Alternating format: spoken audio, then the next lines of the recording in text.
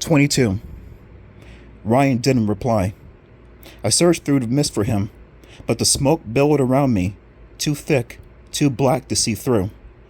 Ryan? I called. Are you okay? No answer. The black smoke swirled around me, circled me. So cold. The air grew so cold. A sour smell invaded my nose, an odor like decaying meat.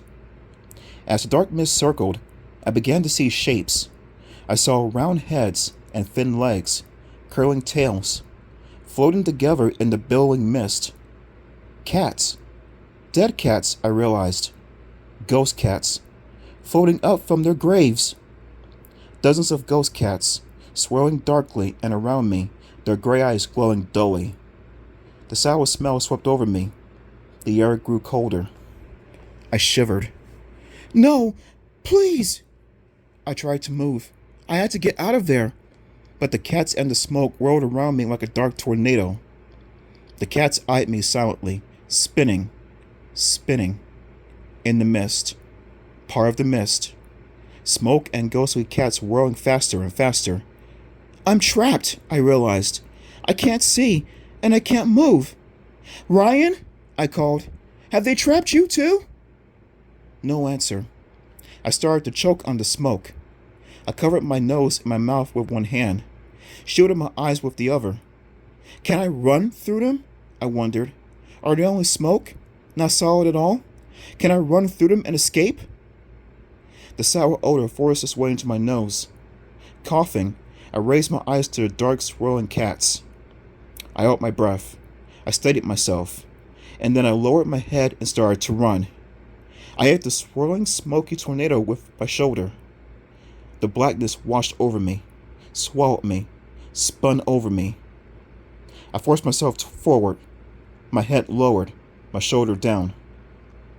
Ghostly cries echoed around me, soft cat groans and moans, the groans and cries of dead cats. Darker, darker. The mist was alive, alive with the floating, crying ghosts. I pushed hard, lowered my shoulder again, pressed forward on my trembling legs, and broke through. The cool night air rushed against my face. The silvery moonlight shimmered in front of me. I saw the fallen gravestones, the deep holes dotting the grass from where the ghosts had escaped their graves. Where is Ryan? I wondered.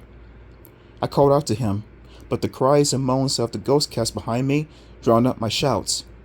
I didn't turn back. I kept running. I sucked in deep mouthfuls of the fresh air, and I kept moving. My sneakers slid on the wet grass. My heart thudded in my chest. Out of the frightening graveyard now, across a weed-choked, vacant lot. I ran frantically through the lot, past a row of tall, dark hedges, across the street, then another. I heard a steady thud on the pavement behind me. With a gasp, I glanced back and saw Rip trailing me, eyes on fire, dark paws trotting over the street, tail curled up behind him. He hissed as our eyes met. I raised my eyes, and behind him saw the black mist carrying the moaning ghosts, following me, floating fast, swirling, spinning as he floated, sweeping over the street behind me. Ducking into the wind, I forced myself to run harder. My side ached, my temples throbbed. The dead cats moaned and cried behind me, so close behind. Rip's paws thudded the ground. I turned a corner, and Crystal's house rose up in front of me, dark except for the cold gray light in the front window. Panting like an animal, I forced myself up on the front lawn. I lurched onto her front stoop, my chest heaving, my whole body aching.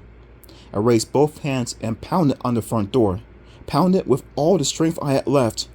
Crystal, help me! Help me! My voice hoarse with fear. Crystal, please! Open the door! You've got to save me!